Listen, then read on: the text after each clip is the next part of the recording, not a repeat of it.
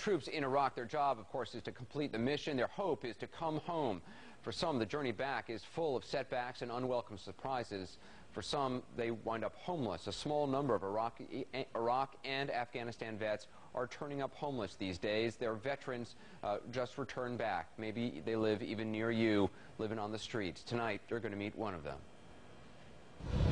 There are two things National Guard Corporal Joe Ricaldo never dreamed he'd see: the sun setting over Iraq and the sun setting over his '98 Plymouth, the car he now calls home. I never thought, like, after the ball was dropped, you're out here in this parking lot. I never thought I'd be here. You know? The long road to get here, a parking lot in Jones Beach, New York, began 2 years ago in Iraq. So you were in the sling here? Yeah, actually in that top piece, gun turret. Joe was the gunner in this Humvee when his vehicle took a sharp turn and flipped. His body was nearly crushed underneath. I just remember I couldn't move anything. I couldn't breathe. I was bleeding. You know, I just felt blood all over me, my face. And I squeezed out the words, "You better get a medevac fast," because I thought that was it. Joe suffered traumatic brain injury, broke his back, all his ribs, and shattered his left arm. He was unconscious for days. They told my sister they were going to fly her out there. I wasn't going to make it. But to the surprise of his own doctors, he survived. Over many months, doctors pieced him back together, using metal rods and screws to fuse his spine and metal plates to hold his shattered arm together. So you got a lot of metal in you. A lot of metal. Could probably build a small Eiffel Tower with the hardware I got. Today, every step hurts, but Joe remembers when he could run on this beach for miles. Me and my friend, we used to go 8 miles that way. Joe can't lift more than 10 pounds, so he couldn't go back to being an auto mechanic. Instead, he took a job with the National Guard patrolling Penn Station in New York. He says he lasted 6 months before landing in the hospital again with back pain and a bone infection.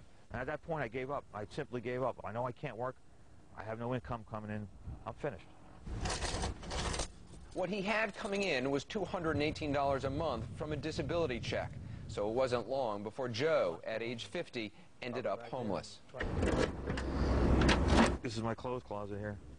The trunk is your closet? Yeah, forgive me, the maid never showed up. I'm on a fire when I get a hold of it. Joe says he's looked for part-time work with no luck. Hey, Joe. Hey, Bo. How are you? He has one sister and a few friends who have offered to help, but he's too proud to accept it and too proud to stay in a shelter.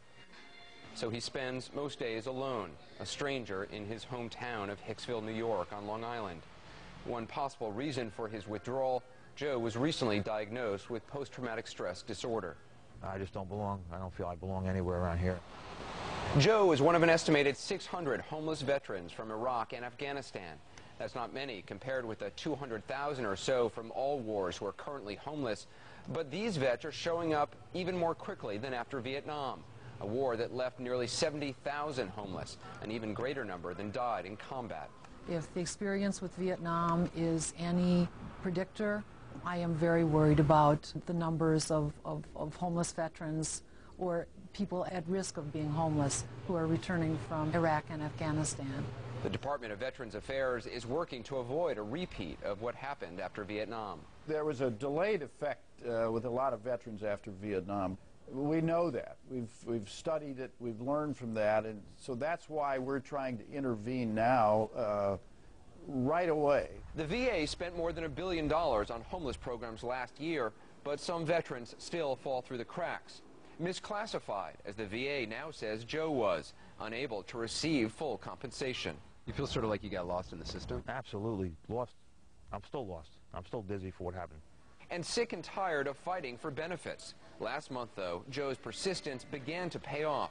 His disability status was raised from 20% to 60%, or $873 a month. But as Joe puts it, in New York, that is just enough to either afford an apartment or eat, not both.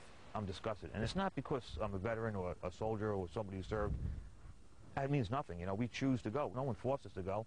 I'm just saying you should be treated like a human being, for God's sakes. That's all I want. And then I think about the other veterans from other wars, and they're still fighting to this day. It's horrible. And I had to live it. It was only after CNN made repeated inquiries about this case that the VA called to inform us that Joe would finally be granted full 100% disability status, retroactive to March and worth $2,600 a month, meaning he may actually get to sleep in a real bed very soon.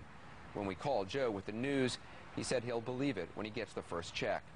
The war in Iraq may have broken his body, but it's the fight here at home that's come close to breaking his spirit.